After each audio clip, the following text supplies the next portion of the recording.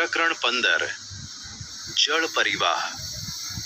વિદ્યાર્થી મિત્રો, જળ પરિવાહ શબ્દ એ એક ક્ષેત્રની નદી તંત્રની વ્યવસ્થિત પ્રણાલી માટે વપરાય છે। ભારતનું ભૂપૃષ્ઠ જોતા જણાય છે કે એક મુખ્ય નદી અને તેની શાખા નદીઓ જુદી જુદી દિશાએથી આવીને જોડાય છે। આ નદીઓનું જળ કોઈ જળાશય, સમુદ્ર કે રણ પ્રદેશને મળે છે। આ પ્રકારે એક નદી તંત્ર દ્વારા તેનો પ્રવાહ જે ક્ષેત્રમાંથી પસાર થાય છે તેને નદી બેસિન કહે છે। કોઈ પર્વત કે ઉચ્ચ ભૂમિ નદીઓના જળ પરિવાહને એકબીજાથી અલગ કરે છે તેને જળ વિભાજક કહે છે। ભારતનો જળ પરિવાહ। ભારતના જળ પરિવાહની રચના ભૌગોલિક રચનાના આધારે કરવામાં આવે છે। તેના આધારે ભારતની નદીઓને બે વિભાગમાં વહેંચવામાં આવે છે। 1.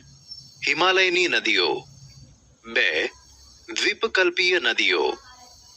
પ્રાકૃતિક રચનાની વિશેષતાને કારણે ભારતની નદીઓના બે વિભાગ પાડવામાં આવ્યા છે। આના કારણે બંને હિમાલયની નદીઓ અને દ્વીપકલ્પીય નદીઓમાં મોટો તફાવત જોવા મળે છે। હિમાલયની નદીઓમાં જળ પ્રવાહ કાયમી જોવા મળે છે। તેમાં બારેમાસ જળ પ્રવાહ રહે છે, કેમ કે ચોમાસામાં વરસાદના કારણે અને ઉનાળામાં શિખરોનો બરફ પીગળતા તળેટીના જળ જથ્થામાં વધારો થતાં નદીઓના પ્રવાહમાં વધારો થાય છે। હિમાલયની મુખ્ય બે નદીઓ સિંધુ અને બ્રહ્મપુત્ર આ પર્વતમાળાના ઉત્તરના ભાગમાંથી નીકળે છે। આ નદીઓએ પર્વતોને કાપીને કોતરોનું નિર્માણ કર્યું છે। હિમાલયની નદીઓ તેના ઉદ્ભવ સ્થાનેથી નીકળીને સમુદ્રને મળવા સુધીનો લાંબો રસ્તો પસાર કરે છે। નદી પ્રવાહની 3 અવસ્થા। 1. ઉપરવાસ। 2. મધ્યસ્થ ભાગ। 3. હેઠવાસ। વિદ્યાર્થી મિત્રો, નદી જ્યારે પર્વતીય ક્ષેત્રોમાંથી નીકળે છે ત્યારે ત્યાં તીવ્ર ઘસારણ કરે છે। અહીંથી પોતાની સાથે પુષ્કળ પ્રમાણમાં રેતી અને કાંપ વહાવી જાય છે। મધ્ય તથા હેઠવાસમાં નદીઓનો પ્રવાહ ધીમો પડે છે। અહીં તેઓનું અપવહન વિસર્પી એટલે કે સર્પાકાર જોવા મળે છે। નદીઓના વિસર્પણને કારણે તથા પૂરના પ્રભાવથી મેદાનોમાં ઘોડાની નાળ જેવા નાળ આકાર સરોવરો રચાય છે। મુખ્ય પ્રદેશ આગળ નદી અનેક શાખાઓમાં વિભાજિત થાય છે। કાળક્રમે આ વિભાજિત ભાગ ત્રિકોણ આકારના અતિશય રસાળ ફળદ્રુપ ભાગમાં રૂપાંતર પામે છે, જેને ડેલ્ટા કહે છે। દ્વીપકલ્પીય નદીઓ મોસમી છે, કારણ કે તેનો જળ જથ્થો માત્ર વરસાદ પર આધારિત હોય છે। શુષ્ક ઋતુ દરમિયાન તેનો પ્રવાહ ઘટી જાય છે અથવા બંધ થઈ જાય છે।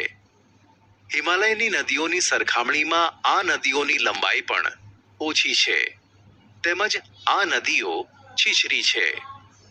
ભારતની પ્રાકૃતિક રચના તેમજ પહાડોના ઢોળાવના કારણે મોટા ભાગની દ્વીપકલ્પીય નદીઓ પશ્ચિમ ઘાટમાંથી નીકળી પૂર્વ તરફ વહી બંગાળાની ખાડીને મળે છે। દ્વીપકલ્પીય નદીઓ માટે પશ્ચિમ ઘાટ એ મુખ્ય જળ વિભાજક બને છે। 1. હિમાલયની નદીઓ।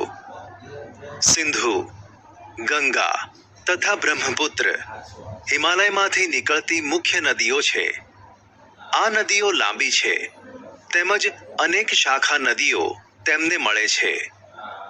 કોઈ એક મોટી નદી તથા તેની શાખા નદીઓ એકબીજાને મળે ત્યારે જે સ્વરૂપ રચાય છે તેને જળ પરિવાહ પ્રણાલી કહેવામાં આવે છે। સિંધુ નદી પ્રણાલી।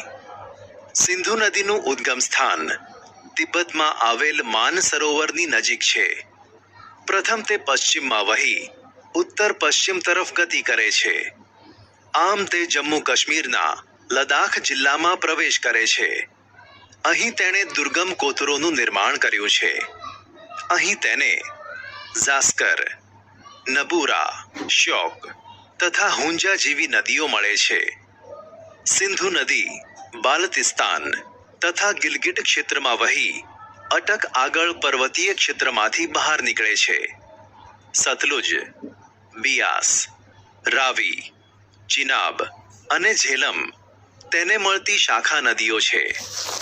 આ પાંચે નદીઓ પાકિસ્તાનના મિધાનકોટ પાસે સિંધુ નદીને મળે છે. આ બધી નદીઓનો સંયુક્ત પ્રવાહ દક્ષિણ તરફ વહી છેવટે પાકિસ્તાનમાં થઈને અરબ સાગરને મળે છે. આ નદી મેદાની પ્રદેશમાં મંદ પ્રવાહે વહે છે. આ નદી બેસિનનો ત્રીજો ભાગ ભારતના જમ્મુ કાશ્મીરના પર્વતીય ક્ષેત્રોમાં આવેલો છે. ગંગા નદી પ્રણાલી હિમાલયની ગંગોત્રી હિમનદીમાંથી નીકળેલ ભગીરથી અને અલકનંદા દેવપ્રયાગમાં એટલે કે ઉત્તરાખંડમાં પરસ્પર મળે છે. પહાડી પ્રદેશો છોડી ગંગા હરિદ્વાર આગળથી મેદાની પ્રદેશમાં પ્રવેશે છે. હિમાલયમાંથી આવતી અનેક નદીઓ ગંગા નદીને મળે છે. જેમાંની મુખ્ય નદીઓ યમુના, ઘાઘરા, ગંડક તથા કોસી છે. હિમાલયના યમનોત્રી એટલે કે યમનોત્રીમાંથી યમુના નદી નીકળે છે. આ નદી ગંગાની જમણી બાજુ વહીને અલ્હાબાદ પાસે ગંગામાં ભળી જાય છે. ઘાઘરા, ગંડક તથા કોસીના મૂળ નેપાળમાં છે. તેના કારણે ઉત્તરના મેદાની પ્રદેશોમાં દર વર્ષે પૂરનો પ્રકોપ જોવા મળે છે. કેટલાક વિસ્તારોમાં ભારે જાનમાલની હાનિ થાય છે. તેમ છતાં આ નદીઓએ રચેલા ફળદ્રુપ કાપના મેદાનોમાંથી ભારત કૃષિ ક્ષેત્રે સમૃદ્ધિ પ્રાપ્ત કરી શક્યું છે. દ્વીપકલ્પીય ઉચ્ચ પ્રદેશમાંથી નીકળતી કેટલીક નદીઓ ચંબલ અને બેતવા યમુનાને તથા શોણ ગંગા નદીને મળે છે.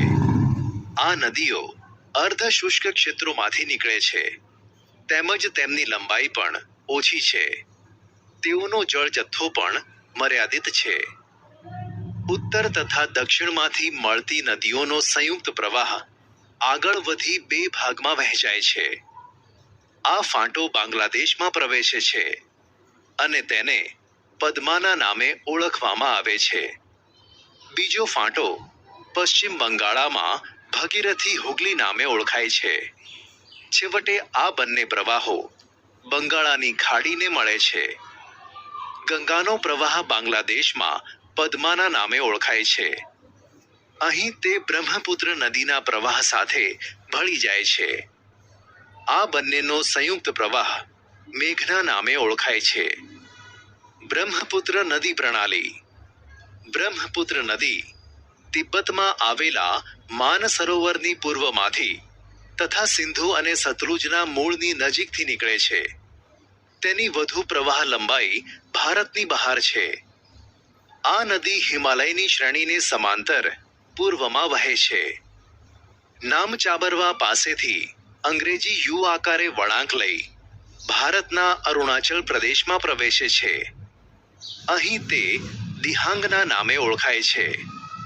દિહાંગ, લોહિત અને કેનુલા જેવી શાખા નદીઓ મળીને અસમમાં બ્રહ્મપુત્ર તરીકે ઓળખાય છે. તિબ્બતમાં આ નદીમાં કાંપનું પ્રમાણ બહુ ઓછું છે. ભારતમાં આ નદી વધારે વરસાદવાળા ક્ષેત્રોમાંથી પસાર થાય છે. તેથી અહીંથી જળ જથ્થાની અને કાંપની માત્રામાં વધારો થાય છે. અસમમાં અનેક શાખા નદીઓ તેને મળે છે. આમ બ્રહ્મપુત્ર નદી ગુંફિત સ્વરૂપમાં વહે છે.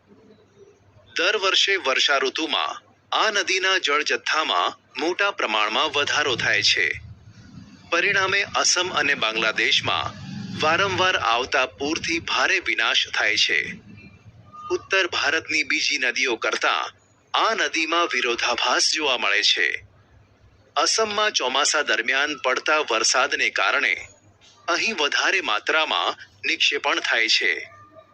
આ નદીમાં રેતીના પ્રમાણમાં વધારો થતાં તેની સપાટી ઊંચી આવતી જાય છે. તેથી આ નદીના પ્રવાહમાં વારંવાર માર્ગ પરિવર્તન જોવા મળે છે.